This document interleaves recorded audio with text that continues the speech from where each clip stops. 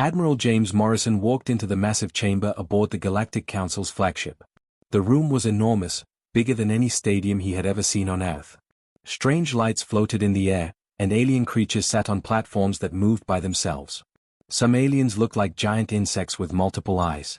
Others were made of what seemed to be living crystal that sparkled in the light. There were even some that looked like clouds of gas trapped inside glass boxes. Morrison carried a simple black case in his hands. Inside were recordings and models of Earth's weapons. He had practiced this presentation many times, but his heart still beat faster as hundreds of alien eyes, sensors, and other strange organs focused on him. Honored members of the Galactic Council, Morrison began, his voice echoing in the huge space. I am Admiral James Morrison, representing the human species of Earth. Today I will show you our military capabilities. A sound like breaking glass came from the crystal aliens. Morrison's translator told him this meant laughter. The insect-like creatures made clicking sounds with their mouths. Even the gas cloud seemed to swirl in patterns that looked amused. Morrison opened his case and activated the holographic projector. A three-dimensional image of a rifle appeared in the air above him. The weapon looked simple and basic compared to the glowing, floating devices he had seen other aliens carry. This is our standard infantry rifle, Morrison explained. It fires metal projectiles using chemical propulsion at approximately 800 meters per second. The laughter grew louder. One of the crystal beings, whose nameplate read Quindar, spoke in musical tones. You throw metal pieces using tiny explosions? How wonderfully primitive. Morrison kept his face calm, but inside he felt angry. He continued with the presentation, showing images of larger weapons. Machine guns that fired hundreds of bullets per minute. Artillery cannons that could destroy buildings. The aliens found each weapon funnier than the last. And this, Morrison said, displaying a tank, is our main battle vehicle. It has thick armor and a large cannon. A creature that looked like a giant slug covered in tentacles raised one of its limbs. Council Leader Vorth was written on its nameplate. Human Morrison, do your people still use wheels to move their war machines? These particular vehicles use tracks, honored leader. But yes, they move along the ground. The tentacled alien made a sound like wet leather slapping stone, which the translator said was laughter. Remarkable. They have not even learned to make their weapons fly. Morrison moved to the next part of his presentation. He showed missiles, rockets, and finally nuclear weapons. For a moment, the chamber grew quiet when he displayed the mushroom cloud from an atomic bomb test. Interesting, said one of the gas cloud aliens through its speaker system. You have learned to split atoms. This shows some promise. But then another alien, covered in what looked like metal scales, shook its head. Still primitive. They use uncontrolled nuclear reactions. Like setting fire to their own house to cook dinner. The laughter returned, louder than before. Morrison could hear dozens of different alien species making their versions of amused sounds. Some whistled, others buzzed, and a few made sounds like grinding stone. Council Leader Vorth raised several tentacles for silence. Human Morrison, we appreciate your presentation. However, your weapons are, how shall we put this kindly, several thousand years behind current galactic standards. Our plasma weapons can destroy asteroids, added Quindar. Our reality manipulation devices can make matter simply stop existing. What you have shown us are the tools of a species that has barely learned to leave its home planet. Morrison nodded politely. I understand your assessment, honored council members. Do not feel too disappointed, said another alien that looked like a walking tree made of metal. All species start somewhere. Perhaps in a few millennia, your people will develop real weapons. The insect creatures clicked their approval. One of them spoke up. Yes, once you learn to manipulate energy directly, you will understand true warfare. Until then, your metal-throwing sticks are cute. Council Leader Vorth consulted with other council members through some kind of telepathic link. Their tentacles glowed softly as they communicated. Finally, they turned back to Morrison. The Galactic Council hereby assigns Earth a Class 7 civilization rating, Vorth announced. This places your species just above those who fight with sharp rocks, but below those who have mastered basic energy manipulation. More laughter filled the chamber. Morrison began packing up his equipment, his movements slow and deliberate. Captain Emma Blake, who had been standing quietly beside him, watched the aliens with sharp eyes. She saw how they dismissed every human weapon without really thinking about them. Thank you for your time, Morrison said simply. As the human delegation prepared to leave, they could hear the aliens behind them making jokes. One said humans probably used fire to cook their food. Another wondered if humans had invented the wheel yet. A third suggested that maybe Earth species would evolve opposable thumbs in another million years. Morrison and Blake walked through the long corridors of the alien ship in silence. Other species they passed looked at them with what seemed like pity. A few even patted Morrison on the shoulder in a gesture that was probably meant to be comforting. When they finally reached their shuttle, Blake spoke for the first time since the presentation began. "Admiral, they have no idea what they just saw, do they?" Morrison looked back at the massive alien ship, with its glowing lights and impossible technology. Then he smiled for the first time that day. "No, Captain. They don't. And that might be the most important advantage we've ever had." The shuttle door closed, and they began their journey back to Earth, where other humans were waiting to hear how their first presentation to the galaxy had gone. 6 months had passed since the embarrassing presentation to the Galactic Council. Captain Emma Blake stood on the bridge of the human command ship Defiance, looking at the screens that showed enemy ships approaching their solar system. The red dots on the display looked like a disease spreading across space. "Admiral Morrison to the bridge," she called through the ship's communication system. Admiral James Morrison arrived quickly, his gray hair slightly messy from sleep. It was 3 in the morning ship time, but the emergency could not wait. Blake handed him a data pad with the latest intelligence report. "Sir, the Corvan Empire has moved their main fleet to the edge of our solar system," Blake said. 300 ships. All of them bigger than anything we have." Morrison studied the information on the pad. The Corvan ships were massive war machines, each one the size of a small city. Their weapons could turn planets into glass, and their shields could stop almost any attack. The Corvan Empire had conquered 12 other civilizations in the past 50 years. "What does their leader want?" Morrison asked, though he already suspected the answer. Lieutenant David Harper looked up from his communication station. "War Chief Maltok sent a message an hour ago, sir. He says humans have 1 week to surrender completely. If we refuse, he will destroy every human settlement in the galaxy." Morrison was not surprised. The Corvans were known throughout the galaxy as brutal conquerors. They kept some defeated species as slaves and killed the rest. Their reptilian appearance matched their cold, cruel nature. "Have we heard anything from the Galactic Council?" Morrison asked. Harper shook his head. "They sent a formal response 20 minutes ago. They will not interfere in what they call a natural demonstration of species hierarchy. Several council members have already placed bets on how long we will last." Blake felt anger burn in her chest, but she kept her voice steady. "How long do they think we will survive?" "The longest estimate was 3 days, Harper replied. "Most think we will surrender within hours of the first attack." Morrison walked to the large window that showed the stars outside. Somewhere out there, 300 alien warships waited to destroy everything humanity had built. The Corvans had weapons that could crack moons in half and shields that had never been broken in battle. "Status report on Project Synthesis," Morrison said quietly. Blake smiled for the first time that day. "Dr. Williams and her team finished the final tests yesterday. All of our secret preparations are complete." For months, human scientists had been working on something the aliens knew nothing about. While the galaxy laughed at human weapons, Earth's best minds had been busy studying every piece of alien technology they could find. Not to copy it, but to understand how it worked and how to defeat it. "The special equipment has been installed on all our ships," Blake continued. "The outer defense platforms are online and ready. Our allies do not know they are our allies yet, but everything is in position." Morrison nodded. During their time in galactic space, humans had been busy. They had traded, bought, and sometimes stolen examples of technology from dozens of alien species. Each piece had been carefully studied and tested. Dr. Sarah Williams entered the bridge, carrying a tablet computer. She was the leader of the secret research project, and she looked tired but excited. "Admiral, the final weapon systems passed all tests," she said. "We are as ready as we will ever be." "How many ships can we field?" Morrison asked. 50 combat vessels, Williams replied. "I know it sounds hopeless against 300, but our ships are not what they appear to be." Lieutenant Harper received another message on his communication system. "Sir, War Chief Maltox is broadcasting on all frequencies. He wants the entire galaxy to watch what he calls the quick end of human arrogance." On the main screen, the image of War Chief Maltox appeared. He was a giant reptilian creature covered in battle scars.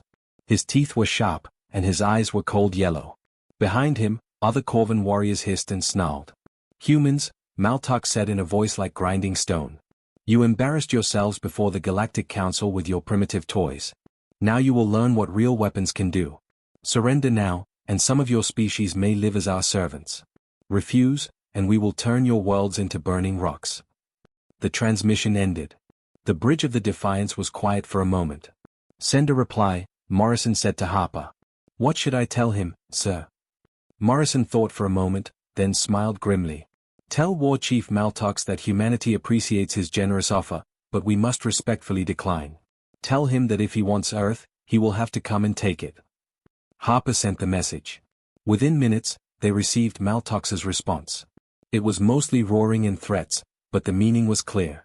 The Corvan fleet would attack in exactly 1 week. Blake looked at the tactical display again. 50 human ships against 300 Corvan warships. On paper, it looked like the worst military mismatch in galactic history. Admiral, she said, the other species are already celebrating our defeat.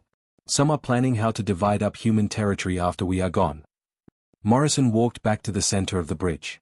Around him, his crew worked quietly and efficiently.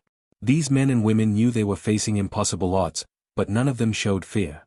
Let them celebrate, Morrison said. In 1 week, we will show the galaxy what happens when you underestimate a species that turns simple chemistry into weapons that can crack atoms. Captain Blake, send a message to all human ships. Tell them it is time to remind the universe that humans have always been very good at making the impossible possible. The week-long countdown to battle had begun. Across human space, 50 ships prepared to face 300. But unknown to the watching galaxy, humanity had spent 6 months preparing for this exact moment.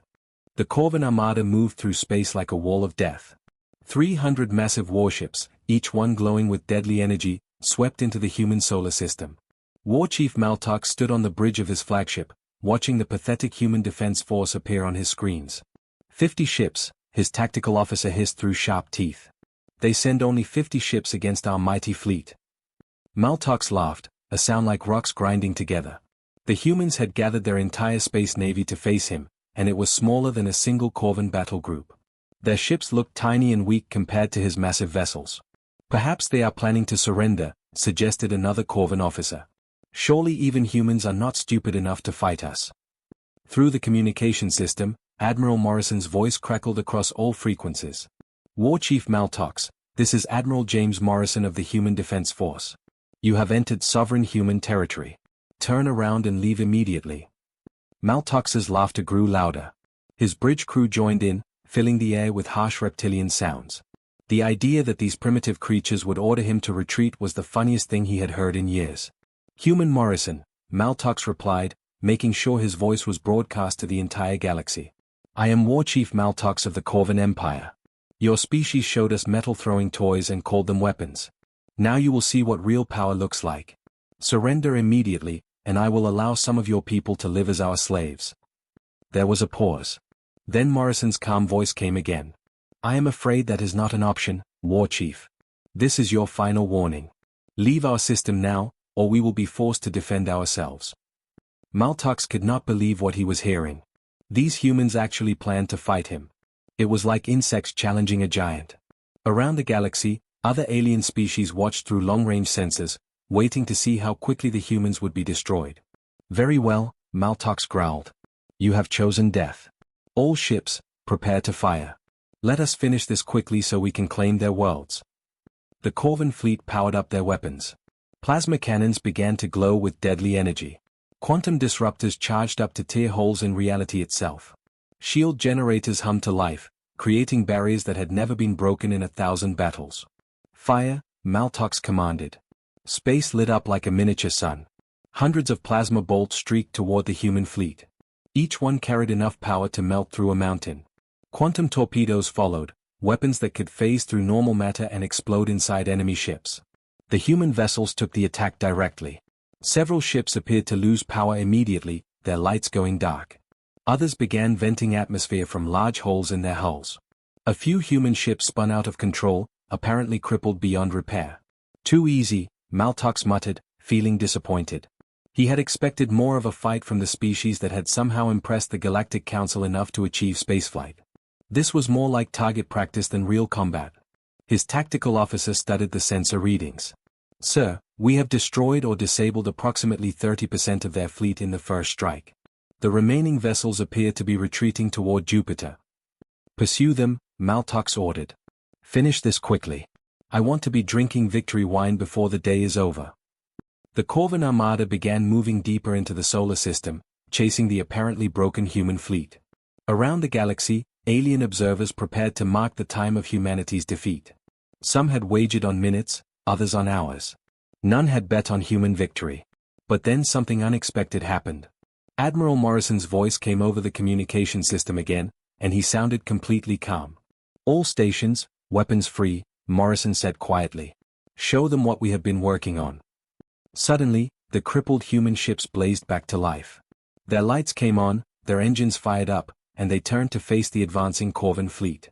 What had appeared to be serious damage was revealed as elaborate camouflage and deception. Captain Emma Blake, commanding the cruiser Resilience, looked at her crew with a grim smile. Target their flagship. Fire the railgun. The weapon that fired from Blake's ship did not look like much. There was no bright flash of energy, no dramatic explosion of light. Instead, a simple piece of metal, accelerated to an incredible speed, crossed the empty space between the ships in less than a second. The Corvan flagship's shields were designed to stop energy weapons. They were perfect at deflecting plasma bolts and absorbing laser fire. But they had never been built to stop a solid object moving at such extreme speed. The tungsten rod punched through the energy barrier like it was not even there, then smashed through the ship's hull.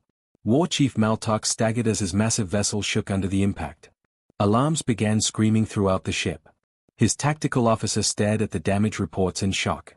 Impossible, Maltox snarled. How did a primitive kinetic weapon penetrate our shields? Before anyone could answer, more human ships opened fire. Simple missiles launched from human vessels, but these were not the crude explosives the Corvans expected. Each warhead had been built using technology stolen and adapted from a dozen different alien species. Lieutenant David Harper, commanding a human destroyer, watched his missiles reach their targets. EMP warheads detonating now, he reported. The electromagnetic pulses were perfectly designed to fry Corvan electronics while leaving hardened human systems untouched. Across the enemy fleet, ships began losing power as their sophisticated computers crashed. From her research vessel, Dr. Sarah Williams watched her life's work unfold in battle. Phase shift torpedoes away, reported Commander Thomas Reed from his stealth ship. The weapons simply appeared inside Corvan vessels before exploding. The aliens' powerful shields were useless against attacks that came from within their own ships. War Chief Maltox watched in growing horror as his unstoppable fleet began to fall apart around him. The humans were using impossible weapons that should not have been able to work. The Corvan fleet was falling apart. War Chief Maltox gripped the rail of his command platform as his flagship shook from another human attack. Around him, his bridge crew worked frantically at their controls, trying to understand how their superior technology was being defeated by primitive human weapons. Damage report. Maltox roared. His tactical officer's clawed hands trembled as he read from his screen. Sir, we have lost 40 ships in the last 10 minutes. Our shields are not stopping their attacks. Their weapons are somehow getting through our defenses. On the main display, Maltox could see human ships moving with deadly precision. What had looked like a weak, scattered fleet was now revealed as a coordinated fighting force. The humans had tricked him completely. Captain Emma Blake stood on the bridge of her cruiser, watching the battle unfold exactly as they had planned. Her railgun fired again, sending another tungsten rod streaking toward a Corvan battleship. The enemy vessel's energy shields flickered uselessly as the solid projectile punched clean through their hull. Target destroyed, reported her weapons officer. That makes 6 for us, Captain. Blake nodded. Around her, the bridge crew worked with calm efficiency. They had trained for this moment for months, and everything was going perfectly. Lieutenant David Harper watched his missiles approach another group of Corvan ships. These were not the simple explosives the aliens expected. Inside each warhead was technology that Dr. Williams had reverse-engineered from captured alien equipment. EMP warheads impacting now, Harper announced. The electromagnetic pulses struck the Corvan vessels with perfect timing. The aliens had built their ships to fight other energy-based weapons, but they had never considered attacks designed specifically to fry their electronics. Across the enemy fleet, sophisticated computers crashed and weapons systems went offline. War Chief Maltox received reports from his ship commanders, and each one was worse than the last. Sir, the humans are using some kind of electronic warfare weapon. Our targeting computers are failing. How is that possible? Maltox demanded. Our technology is thousands of years more advanced than theirs. But even as he spoke, he watched human ships do things that should have been impossible. Commander Thomas Reed's stealth destroyer seemed to disappear completely from sensors, then reappear right next to Corvin vessels. His torpedoes did not travel through space at all. Instead, they simply materialized inside enemy ships before exploding.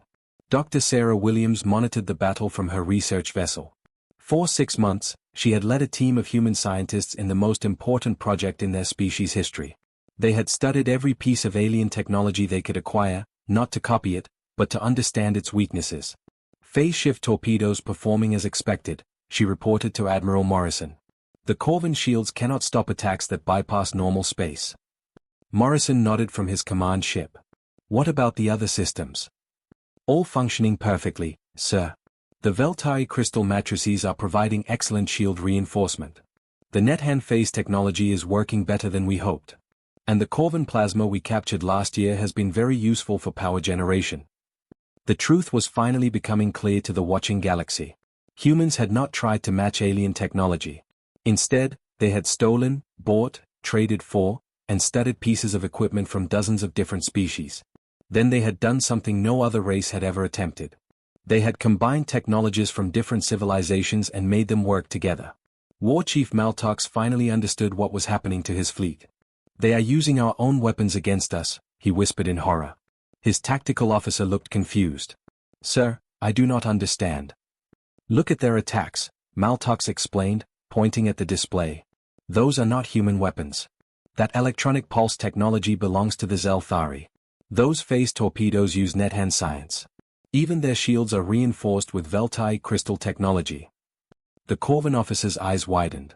But how did they combine so many different systems? Maltox had no answer. Every species in the galaxy specialized in one type of technology. The energy users built energy weapons. The reality manipulators focused on space-time distortion. The bioengineers created living weapons. No one had ever tried to combine them all because it was considered impossible. But humans had done exactly that. Captain Blake's ship fired another railgun round, but this time the projectile was surrounded by a Veltai energy matrix that made it even more destructive. Lieutenant Harper's missiles used Nethan phase shift technology to appear inside enemy shields, then exploded with modified Corvin plasma warheads. The most shocking revelation came when the human ships began using Corvin technology better than the Corvins themselves. Dr. Williams had spent months studying captured plasma weapons, and her team had found ways to make them more efficient and more powerful. Impossible, Maltox breathed as he watched a human destroyer fire plasma bolts that were brighter and more focused than anything his own ships could produce. They have improved our weapons. Commander Reed's stealth ship appeared next to another Corvin vessel.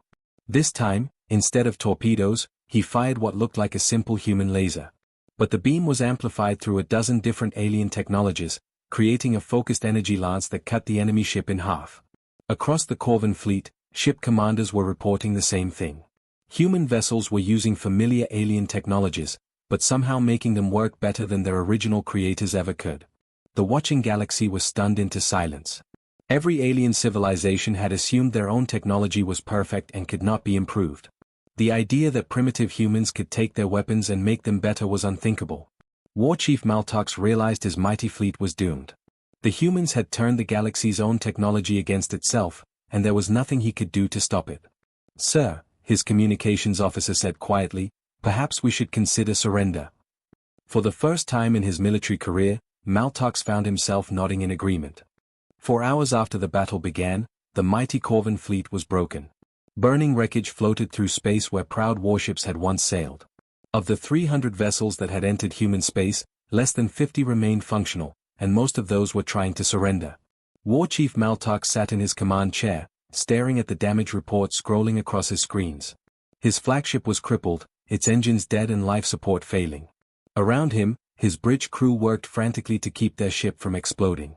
Sir, his communications officer said with a trembling voice, we are receiving surrender requests from our remaining ships. What should I tell them? Maltox closed his eyes. In 30 years of conquest, he had never been defeated. The Corvin Empire had crushed 12 civilizations, and their fleet had been considered unstoppable. Now these primitive humans had destroyed his armada in less than half a day. Open a channel to the human admiral, Maltok said quietly. The face of Admiral James Morrison appeared on the main screen. The human looked calm and professional, showing no signs of victory celebration. Behind him, Maltox could see the bridge of a human ship that was still fully operational. War Chief Maltox, Morrison said politely. I believe you wish to speak with me. Maltox had to force the words out.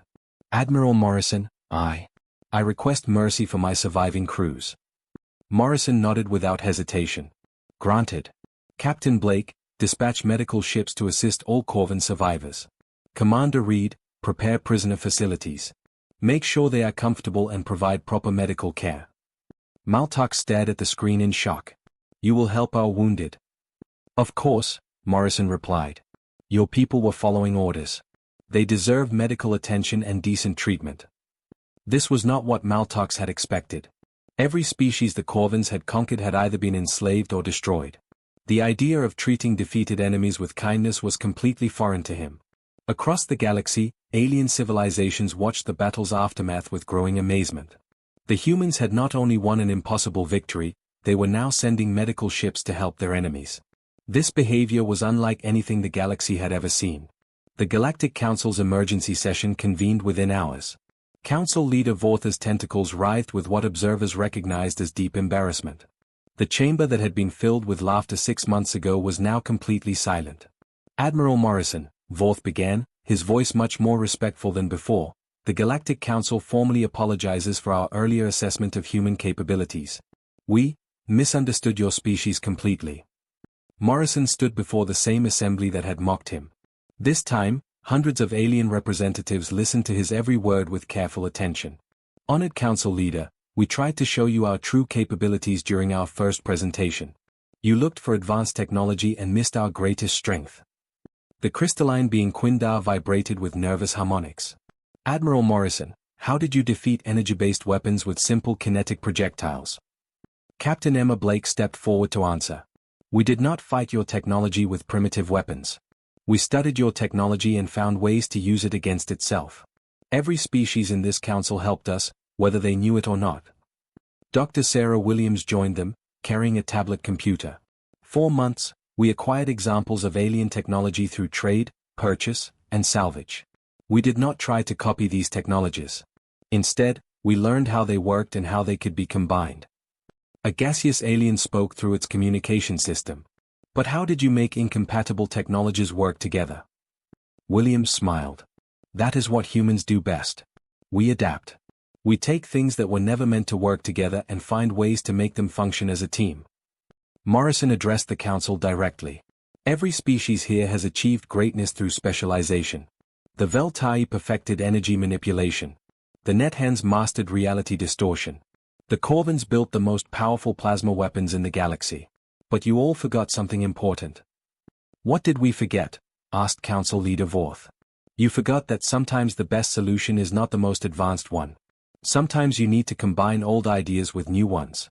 Sometimes you need to think differently. The Council voted unanimously to grant humanity full membership and upgrade their rating to Class 3 civilization. Within days, alien species began sending requests for human military advisors. They wanted to learn this mysterious art of adaptive warfare. In the weeks that followed, something remarkable happened throughout the galaxy. Species that had been enemies for centuries began working together, inspired by humanity's example. The Veltai started sharing their energy technology with others. The Nethans began teaching reality manipulation to interested students. War Chief Maltox, recovering in a human medical facility, received a visit from Admiral Morrison. The Corvan warrior expected punishment or interrogation, but Morrison simply came to check on his health. Why do you help us? Maltox asked. We came to destroy your people. Morrison sat down beside the alien's bed. Because helping others is also what humans do best. We fight when we must, but we prefer to build bridges. Back on Earth, Dr. Williams was already at work in her laboratory. Her team had acquired new alien technologies from grateful council members, and she was studying each one with intense curiosity. As she examined a piece of biotechnology from an insectoid species, she asked the question that was beginning to make other civilizations both nervous and excited. I wonder what would happen if we combined this with quantum processors and Veltai crystal matrices. Lieutenant David Harper, now promoted to commander, overheard her and smiled. Humanity had found its place in the galaxy not through superior firepower, but through superior thinking. The universe was about to discover what happened when a species that had weaponized curiosity was given access to technologies beyond their wildest dreams. The aliens had stopped laughing at human weapons. Now they were asking to learn from them.